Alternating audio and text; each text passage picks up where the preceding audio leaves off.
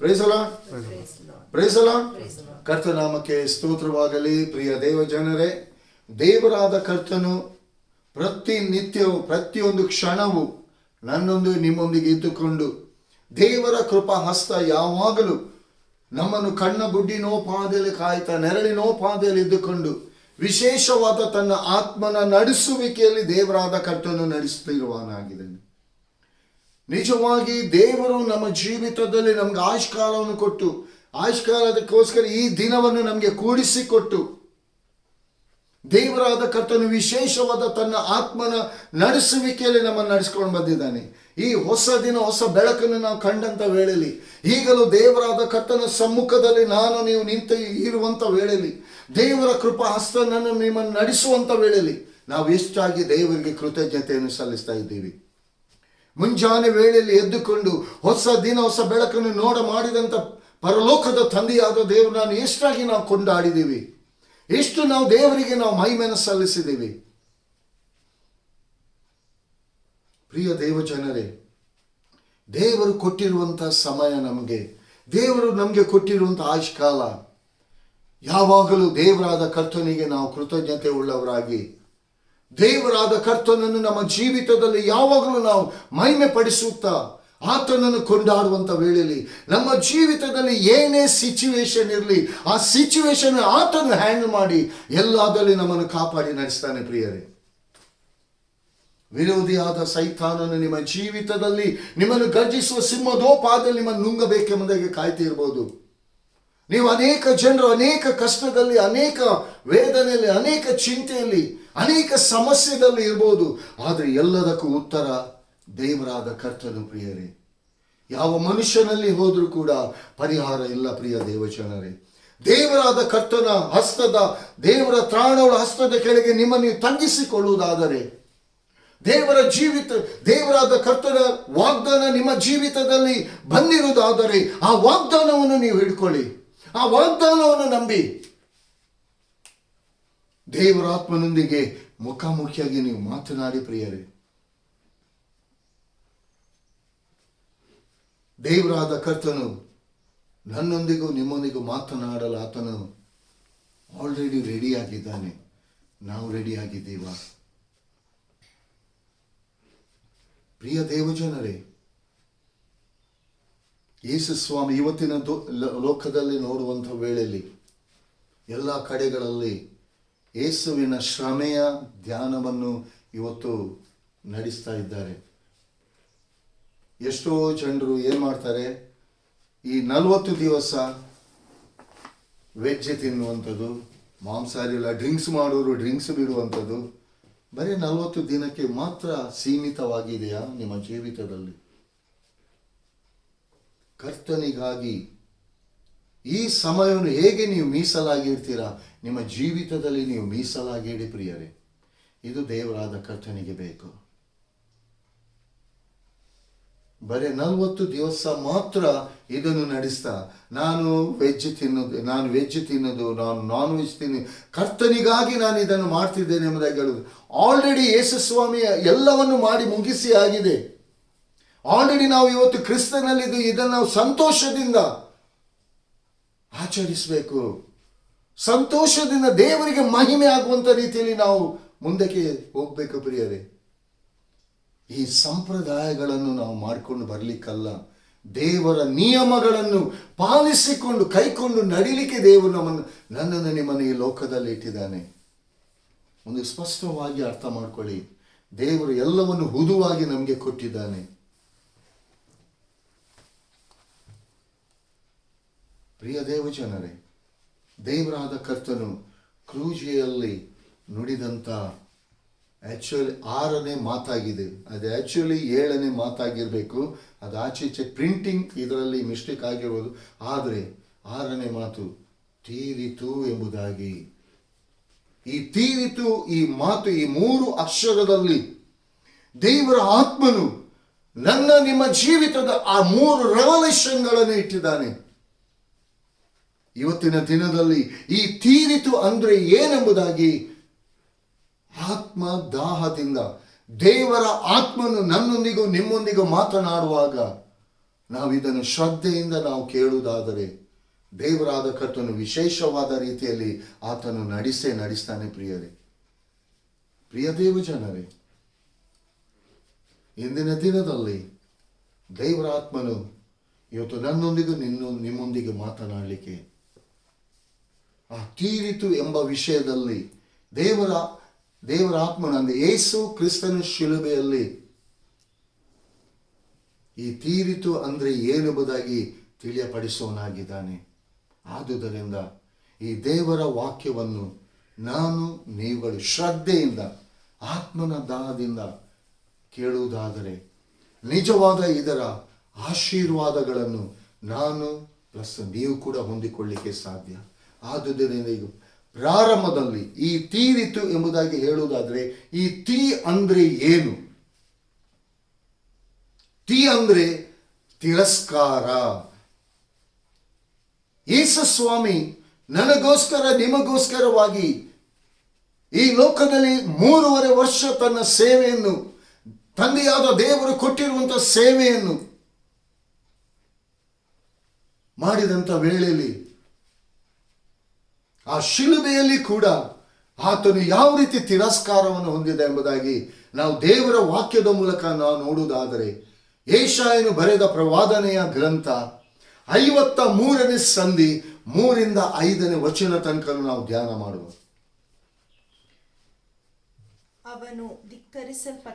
ಅವನು ಧಿಕ್ಕರಿಸಲ್ಪಟ್ಟವನು, ಮನುಷ್ಯರು ಸೇರಿಸಿಕೊಳ್ಳದವನು, ಸಂಕಷ್ಟಕ್ಕೊಳಗಾದವನು, ವ್ಯಾಧಿ ಪೀಡಿತನು,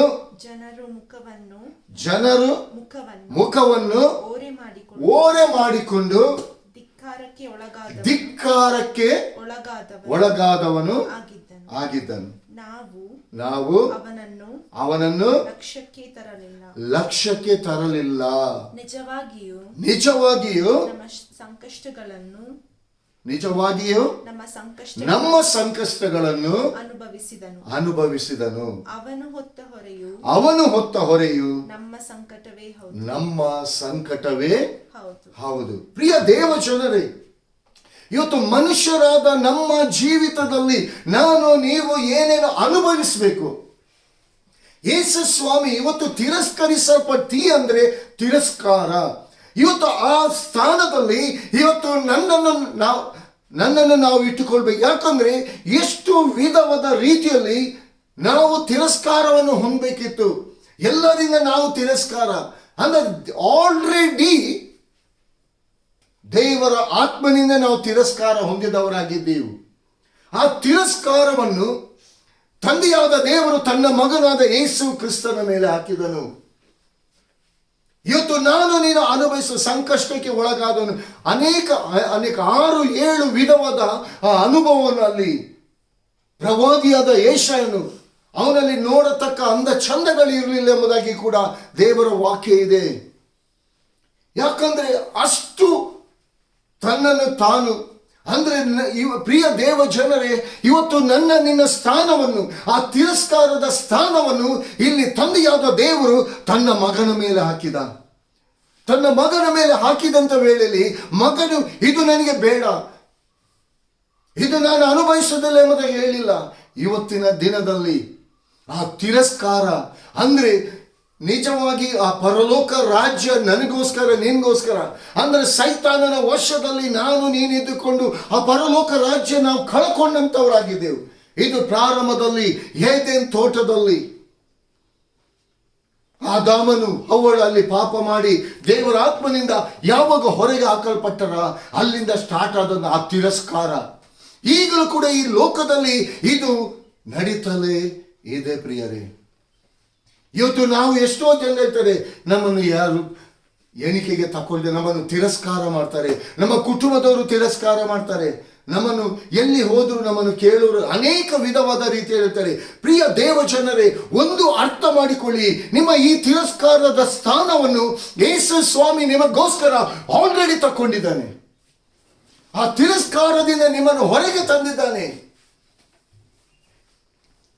ತಿರುಗಿ ಆ ತಿರಸ್ಕಾರದ ಆ ಬಂಧನದಲ್ಲಿ ನೀವು ತಿರುಗಿ ಬೀಳಲಿಕ್ಕೆ ದೇವರು, ತಂದೆಯಾದ ದೇವರು ತನ್ನ ಮಗನಿಗೆ ಅದನ್ನು ಕೊಡಲಿಲ್ಲ, ಮಗನ ಮೇಲೆ ಸುಮ್ಮನೆ ಹಾಕಲಿಲ್ಲ. ಆ ತಿರಸ್ಕಾರದ ಅನುಭವ ಹೇಗೆ ಇರ್ತದೆ ಎಂಬುದಾಗಿ ಮಗನಲ್ಲಿ ತಿಳ್ಕೊಂಡಿದ್ದಾನೆ. ತಂದೆಯಾದ ದೇವರು ತನ್ನ ಮಗನಾದ ಯೇಸು ಕ್ರಿಸ್ತನ ಈ ಲೋಕಕ್ಕೆ ಬರುವುದಕ್ಕಿಂತ ಮುಂಚೆ ಪ್ರವಾದಿಯಾದ ಯೆಶಾಯನ ಮೂಲಕವಾಗಿ ಈ ಟಿ ಎಂಬ ಅಕ್ಷರ, ಈ ತಿರಸ್ಕಾರದ ಈ ಸಂಗತಿಯನ್ನು ಪ್ರವಾದಿಯಾದ ಯೆಶಾಯನ ಮೂಲಕವಾಗಿ ತಿಳಿಯಪಡಿಸಿದ್ದಾನೆ. ಪ್ರಿಯರೇ, ಇಲ್ಲಿ ನನಗೋಸ್ಕರ ನಿಮಗೋಸ್ಕರ ಆ ತಿರಸ್ಕಾರದಿಂದ, ಆ ಜನರ ತಿರಸ್ಕಾರದಿಂದ ಆದರೂ ನಾವು ಹೊರಗೆ ಬರ್ಬೋದು. ಆದರೆ ದೇವರ ಆತ್ಮನಿಂದ ತಿರಸ್ಕಾರ ಹೊಂದಬಾರದು ಪ್ರಿಯ ದೇವ ಜನರೇ. ಯಾಕಂದ್ರೆ ದೇವರ ಆತ್ಮನಿಂದ ತಿರಸ್ಕಾರ ಹೊಂದಿದ್ರೆ ಆ ಪರಲೋಕ ರಾಜ್ಯ ನಿಜವಾಗಿ ಸಿಗಲಿಕ್ಕೆ ಸಾಧ್ಯ ಇಲ್ಲ. ಪ್ರಿಯರೇ, ಇವತ್ತು ತಂದೆಯಾದ ದೇವರು ಇವತ್ತು ನನ್ನ ನಿಮ್ಮ ಮೇಲೆ ತೋರಿದಂಥ ಪ್ರೀತಿ, ಆ ಪ್ರೀತಿಯೇ ಇವತ್ತು ನನ್ನ ನಿಮ್ಮ ಮೇಲೆ ಇದ್ದಂಥ ಆ ತಿರಸ್ಕಾರವನ್ನು ತನ್ನ ಮಗನಾದ ಯೇಸು ಕ್ರಿಸ್ತನಲ್ಲಿ ಇರಿಸಿ ಅದನ್ನು ಶಿಲುಬೆಯಲ್ಲಿ ಕ್ಲಿಯರ್ ಮಾಡಿಬಿಟ್ಟಿದ್ದಾನೆ. ಆ ಟಿ ಎಂಬ ಅಕ್ಷರ ಅಂದರೆ ಆ ತಿರಸ್ಕಾರದ ತಂದೆಯಾದ ದೇವರು ನನ್ನ ನಿನ್ನ ಜೀವಿತದಲ್ಲಿ ಇದ್ದಂಥ ತಿರಸ್ಕಾರವನ್ನು ಆ ಮಗನು ಫುಲ್ಫಿಲ್ ಮಾಡಿದ, ಅದನ್ನು ಕ್ಲೀನ್ ಮಾಡಿದ. ಇವತ್ತು ನಾನು ನೀವು ತಂದೆಯಾದ ದೇವರಿಗೆ ಆತನ ಮಗನ ಮೂಲಕವಾಗಿ ನಾವು ಪ್ರೀತಿಯ ಮಕ್ಕಳಾಗಿದ್ದೇವೆ. ತಿರಸ್ಕಾರ ಭಾವವನ್ನು ಹೊಂದಿದಂಥ ಮಕ್ಕಳಾಗಲಿಲ್ಲ. ಒಂದು ಸಮಯದಲ್ಲಿ ಮಗನನ್ನು ಈ ಲೋಕಕ್ಕೆ ಕೊಡುವುದಕ್ಕಿಂತ ಮುಂಚೆ ನಾನು ನೀವು ಈ ಲೋಕದಲ್ಲಿ ಇದ್ರೂ ಕೂಡ ತಂದೆಯಿಂದ ನಾವು ತಿರಸ್ಕರಿಸಲ್ಪಟ್ಟವರಾಗಿದ್ದೆವು. ಈಗ ಅದೇ ತಿರಸ್ಕಾರವನ್ನು ತನ್ನ ಮಗನ ಮೂಲಕವಾಗಿ ತಂದೆಯಾದ ದೇವರು ಅದನ್ನು ಕ್ಲಿಯರ್ ಮಾಡಿ ಇವತ್ತು ನಾನು ನೀವು ಆತನ ಮಗನ ಮೂಲಕವಾಗಿ ಆತನ ಪ್ರೀತಿಗೆ ನಾನು ನೀವು ಕಾರಣರಾಗಿದ್ದೇವೆ. ಪ್ರಿಯರೇ, ನಿಜವಾಗಿ ಒಂದು ಮಾತು, ಯಾರಾದರೂ ನಮಗೆ ಒಂದು ತಿರಸ್ಕಾರದ ಒಂದು ಮಾತು ಹೇಳಿದ ಕೂಡಲೇ ಎಷ್ಟು ನೋವಾಗ್ತದೆ ತಿರಸ್ಕಾರದ ಮಾತು. ಆ ತಿರಸ್ಕಾರದ ಮಾತುಗಳಲ್ಲಿ ಏನೆಲ್ಲ ಮಾತುಗಳು ಬರ್ತದೆ. ಪ್ರಿಯ ದೇವಜನರೇ, ಇದು ನಿಮಗೂ ಕೂಡ ಗೊತ್ತಿರ್ಬೋದು, ನಿಮ್ಮ ಜೀವಿತದಲ್ಲಿ ನೀವು ಅನುಭವಿಸಿರ್ಬೋದು. ಅದು ಒಂದು ವೇಳೆ ತಂದೆಯಿಂದಲೇ ತಿರಸ್ಕಾರ ಹೊಂದುವುದಾದರೆ, ಯಾಕಂದರೆ ಆ ತಂದೆಯಿಂದ ತಿರಸ್ಕಾರ ಹೊಂದಿದ್ದರಿಂದ ಆ ಜಡ್ಜ್ಮೆಂಟ್ ಕೂಡ ನಿನ್ನ ಜೀವಿತಕ್ಕೆ ಬರಬೇಕಾದ ಆ ಜಡ್ಜ್ಮೆಂಟು ಅಂದರೆ ಪಾಪದ ಸಂಬಳ, ಆ ಮರಣದ ಜಡ್ಜ್ಮೆಂಟು ತನ್ನ ಮಗನ ಮೇಲೆ ಹಾಕಿಬಿಟ್ಟ. ಪ್ರಿಯರೇ, ಇವತ್ತು ದೇವರ ಪ್ರೀತಿಯನ್ನು, ಆ ತಂದೆಯ ಪ್ರೀತಿಯನ್ನು ಇವತ್ತು ನಾನು ನೀವು ಎಷ್ಟಾಗಿ ಅರ್ಥ ಮಾಡಿಕೊಳ್ತೀವಿ. ನಾನು ನೀವು ಯೋಗ್ಯರಲ್ಲ, ಯಾವುದಕ್ಕೂ ಯೋಗ್ಯರಲ್ಲ, ಯಾವುದಕ್ಕೂ ಪಾತ್ರರಲ್ಲ ನಾವು.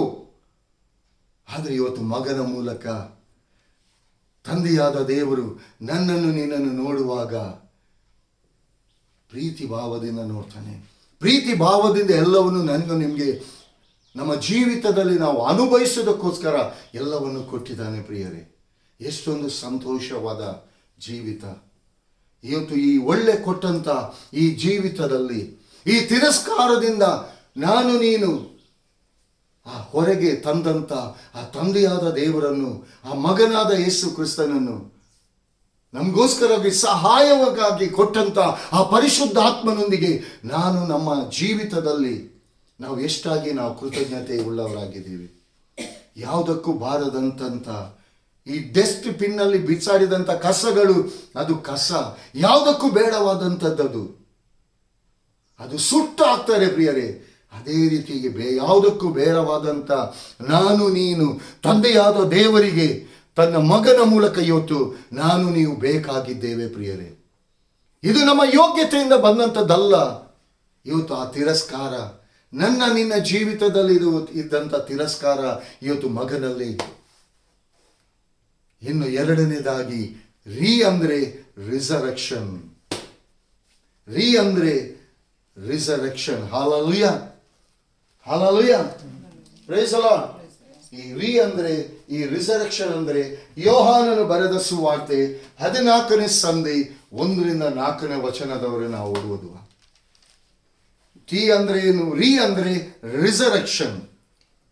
ನಿಮ್ಮ ನಿಮ್ಮ ಹೃದಯವು ಕಳವಳಗೊಳ್ಳದಿರಲಿ. ದೇವರನ್ನು ನಂಬಿರಿ, ನನ್ನನ್ನೂ ನಂಬಿರಿ. ನನ್ನ ತಂದೆಯ ಮನೆಯಲ್ಲಿ ಬಹಳ ಬಿಡಾರಗಳವೆ, ಇಲ್ಲದಿದ್ದರೆ ನಿಮಗೆ ಹೇಳುತ್ತಿದ್ದೇನು. ನಿಮಗೆ ಸ್ಥಳವನ್ನು ಸಿದ್ಧ ಮಾಡುವುದಕ್ಕಾಗಿ ಹೋಗುತ್ತೇನಲ್ಲ. ನಾನು ಹೋಗಿ ನಿಮಗೆ ಸ್ಥಳವನ್ನು ಸಿದ್ಧ ಮಾಡಿದ ಮೇಲೆ ತಿರುಗಿ ಬಂದು ನಿಮ್ಮನ್ನು ಕರಕೊಂಡು ಹೋಗಿ ನನ್ನ ಬಳಿಗೆ ಸೇರಿಸಿಕೊಳ್ಳುವೆನು.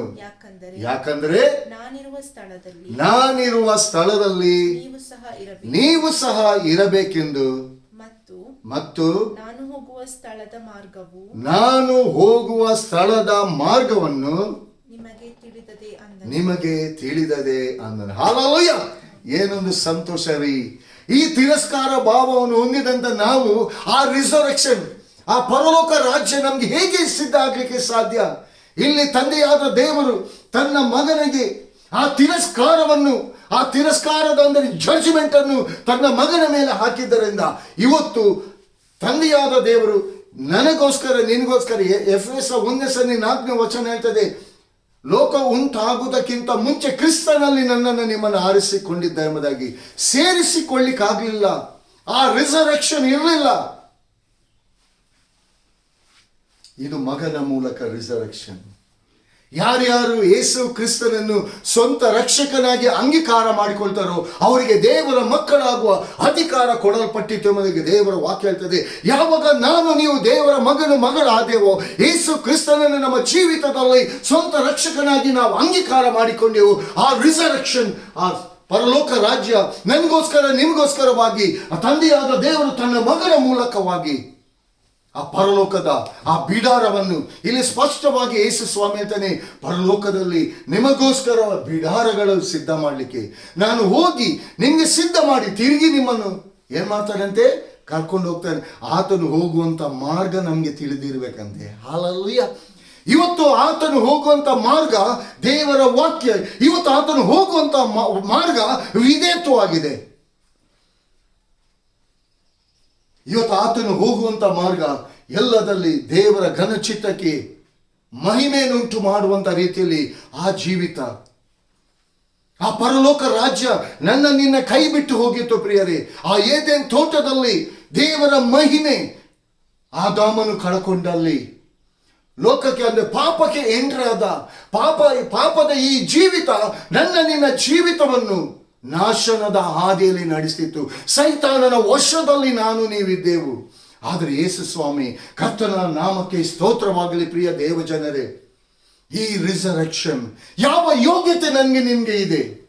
ಈ ರಿಸರೆಕ್ಷನ್ ನಮಗೋಸ್ಕರ ಸಿದ್ಧ ಮಾಡಿದಂತೆ ಆ ಪರಲೋಕದ ತಂದೆಯಾದ ದೇವರು. ಅಂತ ಯೋಗ್ಯತೆ ಏನಿತ್ತು ನಿನ್ನ ಜೀವಿತದಲ್ಲಿ? ಯಾವ ಅಂದ ಚಂದಗಳಿತ್ತು ಪ್ರಿಯರೇ?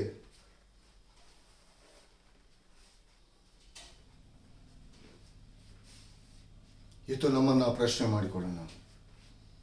ಇವತ್ತು ಮನುಷ್ಯನು ಮಾತನಾಡುವಂಥ ರೀತಿಯಲ್ಲಿ ಎಲ್ಲ ದೊಡ್ಡದನ್ನೇ ಮಾತನಾಡ್ತಾನೆ. ಒಂದು ಕ್ಷಣ ಆ ಯೇಸು ಸ್ವಾಮಿ ನನಗೋಸ್ಕರ ನಿಮಗೋಸ್ಕರವಾಗಿ ಏನೆಲ್ಲ ತ್ಯಾಗ ಮಾಡಿದ್ದಾನೆ, ಒಂದು ಕ್ಷಣ ನೀವು ಆಲೋಚಿಸಿಕೊಂಡಿದ್ದೇವ? ಆ ಪರಲೋಕ ರಾಜ್ಯವೇ ನಮ್ಗೆ ಇರಲಿಲ್ಲ. ಪರಲೋಕದ ಮಾರ್ಗ ಯಾವುದೆಂಬುದಾಗೆ ನಮಗೆ ಗೊತ್ತಿರಲಿಲ್ಲ. ಆ ಪರಲೋಕದ ತಂದೆಯಾದ ದೇವರನ್ನು ಹೇಗೆ ನಾವು ಆರಾಧಿಸಿ ಕೊಂಡಾಡಬೇಕೆಂಬುದಾಗೆ ನಮಗೆ ಗೊತ್ತಿರಲಿಲ್ಲ. ಪ್ರಿಯ ದೇವ ಜನರೇ, ತಂದೆಯಾದ ದೇವರು ಯಾವ ಹೋರಿಗಳ ರಕ್ತ ನಿನ್ನ ಪಾಪ ಶಾಪಗಳನ್ನು ನೀಗಿಸಲಿಕ್ಕೆ ಸಾಧ್ಯ ಆಗಲಿಲ್ಲ ಪ್ರಿಯರೇ. ಈ ಪಾಪ ಶಾಪದಿಂದ ಹೊರಗೆ ತರಲಿಕ್ಕೆ ಸಾಧ್ಯ ತಂದೆಯಾದ ದೇವರು ತನ್ನ ಒಬ್ಬನೇ ಮಗ, ಪಾಪರಹಿತನಾದಂಥ ಪರಿಶುದ್ಧನಾದಂಥ ನೀತಿಯುಳ್ಳ ತನ್ನ ಮಗನನ್ನು ತಂದೆಯಾದ ದೇವರು ಈ ಲೋಕಕ್ಕೆ ಕಳಿಸಿಕೊಟ್ಟ. ನನಗೋಸ್ಕರ ನಿನಗೋಸ್ಕರ ಆತನ ತಿರಸ್ಕಾರ ಹೊಂದಿದ ಪ್ರಿಯರೇ. ಯಾಕಂದ್ರೆ ಆ ತಿರಸ್ಕಾರ ಹೊಂದಿದ್ದು ನನ್ನನ್ನು ನಿನಗೋಸ್ಕರ ಆ ಪರಲೋಕ ರಾಜ್ಯದಲ್ಲಿ ಆ ಬಿಡಾರಗಳು ಒಂದು ಸಮಯದಲ್ಲಿ ಈ ಲೋಕವನ್ನು ನಾನು ನೀವು ಬಿಟ್ಟು ಹೋಗಬೇಕಾಗಿದೆ ಪ್ರಿಯರೇ. ಆ ದೇವರ ಸಮಕ್ಷಮದಲ್ಲಿ ನಾನು ನೀವು ನಿಂತುಕೊಳ್ಳಿಕ್ಕಿದೆ. ಆ ಯೋಗ್ಯತೆಯನ್ನು ಕಳ್ಕೊಂಡಂತ ನಾನು ನೀವು ಇವತ್ತು ಆ ಯೋಗ್ಯತೆಯನ್ನು ಪಡ್ಕೊಂಡಿದೆ ಎಂಬುದಾಗಿ ಹೇಳುವುದಾದರೆ ಇದು ದೇವರ ಕೃಪೆ, ದೇವರ ಪ್ರೀತಿಯಾಗಿದೆ. ಆ ರಿಸರೆಕ್ಷನ್ ನಮಗೋಸ್ಕರವಾಗಿ ಆ ಪರಲೋಕ ರಾಜ್ಯದಲ್ಲಿ ಆ ಶಾಪವಾದಂಥ ಶಿಲುಬೆ ನನ್ನನ್ನು ನಿನ್ನನ್ನು ಆ ಮರಕ್ಕೆ ತೂಗು ಹಾಕಲ್ಪಟ್ಟನು ಶಾಪಗ್ರಸ್ತನೆಂಬುದಾಗಿ ನಿನ್ನ ವಾಕ್ಯ ಹೇಳ್ತದೆ, ದೇವರ ವಾಕ್ಯ ಹೇಳ್ತದೆ ಪ್ರಿಯರೇ. ಆ ಶಾಪವಾದಂಥ ಆ ಮರಕ್ಕೆ ನಾವು ಬಾಧ್ಯಸ್ಥರಾಗಿದ್ದೆವು, ಆ ಪಾಪ ಶಾಪಕ್ಕೆ ನಾವು ಒಳಗಾಗಿದ್ದೆವು. ಆದರೆ ತಂದೆಯಾದ ದೇವರು ತನ್ನ ಮಗನನ್ನು ಅಲ್ಲಿ ಜಡಿದು ಬಿಟ್ಟ, ಜಡಿದು ಇಲ್ಲದಂತಾಗ ಮಾಡಿದ. ನಾನು ನೀನು ಕಳ್ಕೊಂಡಂತ ಆ ಪರಲೋಕ ರಾಜ್ಯವನ್ನು ಶರಮಾಂದೋರು ಖುಷಿಯಾಲರವ, ಆ ಪರಲೋಕ ರಾಜ್ಯವನ್ನು ತಂದೆಯಾದ ದೇವರು ತನ್ನ ಮಗನ ಮೂಲಕವಾಗಿ ಆ ರಿಸರೆಕ್ಷನ್, ಅಂದರೆ ರಿಸರೆಕ್ಷನ್, ಟಿ ಅಂದರೆ ತಿರಸ್ಕಾರ, ಅಂದರೆ ರಿಸರೆಕ್ಷನ್. ಎಷ್ಟೊಂದು ಭಾಗ್ಯ ರೀ. ಇವತ್ತು ನಮಗೊಂದು ನಿರೀಕ್ಷೆ ಇದೆ. ಈ ದೇಹವನ್ನು ಗುಡಾರವನ್ನು ನಾವು ಬಿಟ್ಟು ಹೋಗುವುದಾದರೆ ನಮ್ಮ ಆತ್ಮ ದೇವರ ಬಳಿಗೆ, ಅಂದರೆ ರಿಸರೆಕ್ಷನ್ ನಮಗೋಸ್ಕರವಾಗಿ ಸಿದ್ಧವಾದಂಥ ಆ ಪರಲೋಕ ರಾಜ್ಯಕ್ಕೆ ನಾನು ನೀವು ಸೇರ್ತೇವೆ ಎಂಬುದಾಗಿ. ಯಾಕಂದರೆ ತಂದೆಯಾದ ದೇವರು ಈ ಮಗನ ಮೂಲಕ ಈ ಮಾರ್ಗವನ್ನು ನಮಗೆ ಮಾಡಿಕೊಟ್ಟಿದ್ದಾನೆ. ಯಾಕಂದರೆ ಇಲ್ಲಿ ಸ್ಪಷ್ಟವಾಗಿ ಯೇಸು ಸ್ವಾಮಿ ಹೇಳ್ತಾನೆ, ನಾನು ಹೋಗುವಂಥ ಮಾರ್ಗ ಅದು ನಿಮಗೆ ತಿಳಿದಿರಬೇಕು. ಅದು ತಿಳಿತಿರುವಂಥದ್ದು ದೇವರ ವಾಕ್ಯದ ಮೂಲಕ. ಇವತ್ತು ಮಗನಾದ ತಂದೆಯಾದ ದೇವರು ತನ್ನ ಮಗನನ್ನು ಕಳಿಸಿಕೊಟ್ಟ ನಂತರ ಆ ಮಗನಿಗೆ ಇಷ್ಟೆಲ್ಲ ನಮಗೋಸ್ಕರ ಪರಲೋಕ ರಾಜ್ಯವನ್ನು ಕಳ್ಕೊಂಡ ನನಗೋಸ್ಕರ ನಿನ್ಗೋಸ್ಕರ ಆ ಪರಲೋಕ ರಾಜ್ಯವನ್ನು ಶಿಲುಬೆಯ ಮರಣದ ಮೂಲಕವಾಗಿ ನನಗೋಸ್ಕರ ನಿನ್ಗೋಸ್ಕರ ಅನುಗ್ರಹಿಸಿ ಕೊಟ್ಟಂತ ಆ ಯೇಸುವನ್ನು ನಾನು ನೀವು ಎಷ್ಟು ಮಹಿಮೆ ಪಡಿಸ್ತಾ ಇದ್ದೀವಿ, ಎಷ್ಟಾಗಿ ನಾವು ನೀವು ಕೊಂಡಾಡ್ತಾ ಇದ್ದೀವಿ. ಪ್ರಿಯ ದೇವಜನರೇ, ಯೋಗ್ಯರಲ್ಲದಂತ ನಮ್ಮನ್ನು ಯೋಗ್ಯರನ್ನಾಗಿ ಮಾಡಿದ್ದಾನೆ. ಮೂರನೇದಾಗಿ ತೂ ಎಂಬ ವಾಕ್ಯ. ತೂ ಅಂದರೆ ಉಗಿಸಿಕೊಳ್ಳುವಂಥದ್ದು. Hallelujah, hallelujah. ಮತ್ತಾಯನು ಬರೆದ ಸುವಾರ್ತೆ, ಮತ್ತಾಯನು ಬರೆದ ಸುವಾರ್ತೆ 27ನೇ ಸಂಧಿ 30-31ನೇ ವಚನವನ್ನು ನಾವು ಧ್ಯಾನ ಮಾಡುವ. ಮತ್ತು ಆತನ ಮೇಲೆ ಉಗುಳಿ ಆತನ ಮೇಲೆ ಉಗುಳಿ ಆ ಬೆತ್ತವನ್ನು ಕಸಕೊಂಡು ಆತನ ತಲೆಯ ಮೇಲೆ ಹೊಡೆದರು. ಹೀಗೆ ಆತನನ್ನು ಪರಿಹಾಸ್ಯ ಮಾಡಿದ ಮೇಲೆ ಆ ಒಲ್ಲಿಯನ್ನು ತೆಗೆದು ಆತನ ಬಟ್ಟೆಗಳನ್ನು ಹೊದಿಸಿ ಆತನನ್ನು ಶಿಲುಬೆಗೆ ಹಾಕುವುದಕ್ಕೆ ತೆಗೆದುಕೊಂಡು ಹೋದರು. Praise the Lord. ಇಲ್ಲಿ ತೂ ಅಂದ್ರೆ ಇದು ಭಯಂಕರ ಕಠಿಣವಾದದ್ದು. ಒಂದು ಕಡೆಯಿಂದ ತಿರಸ್ಕಾರ, ಇನ್ನೊಂದು ಕಡೆಯಿಂದ ರಿಸರೆಕ್ಷನ್. ಈ ರಿಸರೆಕ್ಷನ್ ಇದು ಸಿಗಬೇಕಾದರೆ ಯಾವ ರೀತಿಯಾಗಿ? ಇವತ್ತು ನಿಮ್ಮ ಜೀವಿತದಲ್ಲಿ ಒಂದು ಪ್ರಶ್ನೆ ಪ್ರಿಯರೇ, ಎಷ್ಟು ಕಡೆಗಳಲ್ಲಿ ನಿಮ್ಮನ್ನು ಜನರು ಅವಮಾನ ಮಾಡಿಲ್ಲ, ನಿಮಗೆ ಉಗುಳಿಲ್ವಾ, ತೂ ಎಂಬುದಾಗಿ ನಿಮ್ಮನ್ನು ಉಗುಳಿಲ್ವಾ? ಇವತ್ತು ಈ ಉಗಿಸುವಿಕೆ ಇದು ನನ್ನದು ನಿಮ್ಮದಾಗಿತ್ತು ಪ್ರಿಯರೇ. ಆ ಶಿಲುಬೆಯ ಮರಣ ಒಂದು ಕ್ಷಣ ಪ್ರಿಯ ದೇವ ಜನರೇ,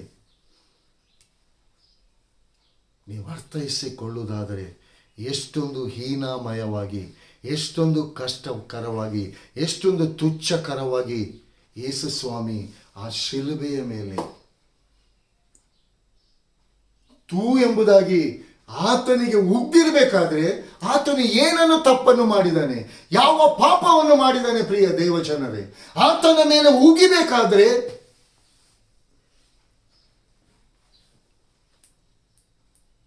ಅಂತ ಹೀನಾಯವಾದ ಕೆಲಸ ಕಾರ್ಯಗಳನ್ನು ಮಾಡಿರಬೇಕು. ಆ ಹೀನಾಯವಾದ ಕೆಲಸ ನಿಮ್ಮ ಜೀವಿತದಲ್ಲಿ ನಾನು ನೀವು ಮಾಡಿದಂಥದ್ದು. ಇವತ್ತು ಆ ಉಗುಳು ಅಂದರೆ ಅದಕ್ಕಿಂತ ಒಬ್ಬರು, ಯಾಕಂದ್ರೆ ನನ್ನ ಜೀವಿತದಲ್ಲಿ ಇದು ನಾನು ಅನುಭವಿಸಿದ್ದೀನಿ. ಉಗುಳುವಂಥದ್ದು ಹೇಳಿದ ಅದಕ್ಕಿಂತ ದೊಡ್ಡ ಅವಮಾನ ಬೇರೆ ಯಾವುದಿಲ್ಲ ಪ್ರಿಯರೇ. ಎಷ್ಟೊಂದು ಅವಮಾನ ಪಟ್ಟಿದ್ದಾನೆ ಆ ಯೇಸು, ಎಷ್ಟೊಂದು ಅವಮಾನ ಪಟ್ಟಿದ್ದಾನೆ ಪ್ರಿಯರೇ. ಒಂದು ಕ್ಷಣ ತೂ ಎಂಬುದಾಗಿ ಉಗುಳು ಇರುವುದಾದರೆ ಅವನು ಒಳಗಿನಿಂದ ಬಂದಂಥ ಎಲ್ಲ ರೀತಿಯ ಆ ಕಹಿಯಾದಂಥ ಆ ಭಾವನೆಯಲ್ಲಿ ಅವನು ಉಗುಳುವಂಥ ವೇಳೆಯಲ್ಲಿ ಯೇಸು ಸ್ವಾಮಿ ಎಲ್ಲಿ ಕೂಡ ಓರೆ ಮಾಡಲಿಲ್ಲ ಪ್ರಿಯರೇ. ಎಷ್ಟೊಂದು ಪ್ರೀತಿ. ಇವತ್ತು ಆತನ ಪ್ರೀತಿಗೆ ನನ್ನಲ್ಲಿ ನಿಮ್ಮಲ್ಲಿ ಬದಲೇನು ಕೊಡ್ಲಿಕ್ಕಿದೆ ಪ್ರಿಯರೇ? ಏನು ಕೊಡ್ಲಿಕ್ಕೆ ಸಾಧ್ಯ? ಇವತ್ತು ಯೇಸು ಸ್ವಾಮಿ ಆ ಶಿಲುಬೆಯಲ್ಲಿ ಕೂಡ 2 ಕೈ ಚಾಚಲ್ಪಟ್ಟಿದೆ. ಈಗಲೂ ಕೂಡ ಆತನ ಹಸ್ತ ಇವತ್ತು ನಿಮ್ಮನ್ನು ಕರೀತಾ ಇದೆ ಪ್ರಿಯರೇ. ನಿಮಗೋಸ್ಕರ ಆತನು ತೂ ಎಂಬುದಾಗಿ ಹೀನಾಯಕರವಾದ ರೀತಿಯಲ್ಲಿ, ತುಚ್ಛವಾದ ರೀತಿಯಲ್ಲಿ ಆತನು ಉಗಿಸಿಕೊಂಡಿದ್ದಾನೆ. ಇವತ್ತು ನನ್ನನ್ನು ನಿಮ್ಮನ್ನು ಭಾಗ್ಯವಂತರನಾಗಿ ಮಾಡಿದ್ದಾನೆ. ಈ ರೀ ತು, ತಿ ಅಂದರೆ ತಿರಸ್ಕಾರ, ರೀ ಅಂದರೆ ರಿಸರೆಕ್ಷನ್, ತೂ ಅಂದರೆ ಇದು ಹೀನಾಯವಾದಂಥ ಪರಿಸ್ಥಿತಿ, ಉಗಿಸಿಕೊಳ್ಳುವಂಥದ್ದು. ನಿಜವಾಗಿ ಇವತ್ತು ಯೇಸು ಸ್ವಾಮಿ ಯಾತಕ್ಕೋಸ್ಕರ ಉಗಿಸಿಕೊಂಡಿದ್ದಾನೆ ಪ್ರಿಯರೇ? ಇವತ್ತು ಆತನಲ್ಲಿ ಆ ತಿರಸ್ಕಾರ, ಅಂದ ಚಂದ ಯಾವುದು ಕಾಣಲಿಲ್ಲ. ಇವತ್ತು ನನ್ನನ್ನು ನಿನ್ನನ್ನು ಸುಂದರಕರವಾಗಿ ಮಾಡುವುದಕ್ಕಾಗಿ, ನಿನಗೆ ಒಳ್ಳೆಯ ಜೀವಿತವನ್ನು ಕೊಡಲಿಕ್ಕೆ ಯೇಸು ಸ್ವಾಮಿ ತಿರಸ್ಕಾರ ಹೊಂದಿದ. ತಂದೆಯಿಂದ ತಿರಸ್ಕಾರ ಹೊಂದಿದಂಥ ನನ್ನನ್ನು ನಿನ್ನನ್ನು ಮಗನ ಮೂಲಕವಾಗಿ ಇವತ್ತು ಗೌರವಿತವಾದ ಒಂದು ಒಳ್ಳೆಯ ಜೀವಿತವನ್ನು ತಂದೆಯಾದ ದೇವರು ತನ್ನ ಮಗನ ಮೂಲಕ ಕೊಟ್ಟಿದ್ದಾನೆ. ಅದು ಮಾತ್ರವಲ್ಲದೆ ಮಗನ ಮೂಲಕ ಪವಿತ್ರಾತ್ಮನ ಸಹಾಯವನ್ನು ಕೂಡ ನಮಗೆ ಕೊಟ್ಟಿದ್ದಾನೆ. ಅದು ಮಾತ್ರ ತಿರಸ್ಕಾರ ಹೊಂದಿದ್ದು ಮಾತ್ರವಲ್ಲ, ಅದರಿಂದ ಬಿಡುಗಡೆ ಹೊಂದಿ ಆ ರಿಸರೆಕ್ಷನ್, ಆ ಪರಲೋಕ ರಾಜ್ಯ, ಆ ಪರಲೋಕದ ಬಿಡಾರದಲ್ಲಿ, ಆ ಸ್ವಂತ ಮನೆಗೆ ನನಗೋಸ್ಕರ ನಿನಗೋಸ್ಕರ ಯೇಸು ಸಿದ್ಧ ಮಾಡಿದ್ದಾನೆ. ಯಾಕಂದರೆ ತೂ ಅಂದರೆ ಅಂಥ ಅವಮಾನದ, ಯಾರಿಗೂ ಬೇಡವಾದಂತಹ ಸ್ಥಿತಿಯಲ್ಲಿದ್ದಂಥ ನನ್ನನ್ನು ನಿನ್ನನ್ನು ಇವತ್ತು ಯೋಗ್ಯರನಾಗಿ ಮಾಡಿ, ನಿನ್ನ ಜೀವಿತದ ಉಗುಳಬೇಕಾದಂಥ ಸ್ಥಿತಿಗತಿ ಇವತ್ತು ಮಗನಿಗೆ ಬಂದಿದೆ. ಪ್ರಿಯ ದೇವಜನರೇ, ಇವತ್ತು ನಾವು ಎಷ್ಟು ಕೃತಜ್ಞತೆ ಉಳ್ಳವರಾಗಿ ದೇವರನ್ನು ನಾವು ಮಹಿಮೆ ಪಡಿಸ್ತಾ ಇದ್ದೀವಿ. ಯೇಸು ಸ್ವಾಮಿ ಎಲ್ಲವನ್ನು ಆ ಶಿಲುಬೆಯಲ್ಲಿ ತೀರಿತು, ಜಾಯಿಂಟ್ ಆಗಿ. ಆ ತಿರಸ್ಕಾರ ತೀರಿತು, ಆ ರಿಸರೆಕ್ಷನ್ ತೀರಿತು, ತೂ ಎಂಬ ಉಗಿಸಿಕೊಂಡದು ಕೂಡ ಫಿನಿಶ್ ಆಯಿತು. ನನಗೂ ನಿನಗೆ ಫ್ರೀಯಾದ ಒಂದು ಒಳ್ಳೆ ಜೀವಿತವಾದ, ಸ್ವತಂತ್ರವಾದ ಜೀವಿತವನ್ನು ಅಲ್ಲಿ ಶಿಲುಬೆಯಲ್ಲಿ ತೀರಿತು ಎಂಬುದಾಗಿ. ಇನ್ನು ನೀವು ಮಾಡಬೇಕಾದದ್ದು ಯಾವುದೂ ಇಲ್ಲ. ಮಗನ ಮೂಲಕವಾಗಿ ತಂದೆಯಾದ ದೇವರು ಎಲ್ಲವನ್ನು ನಮಗೆ ಕೊಟ್ಟಿದ್ದಾನೆ. ಆ ಜಡ್ಜ್ಮೆಂಟ್ ಕೂಡ ಆ ಮಗನ ಮೇಲೆ ಬಂತು.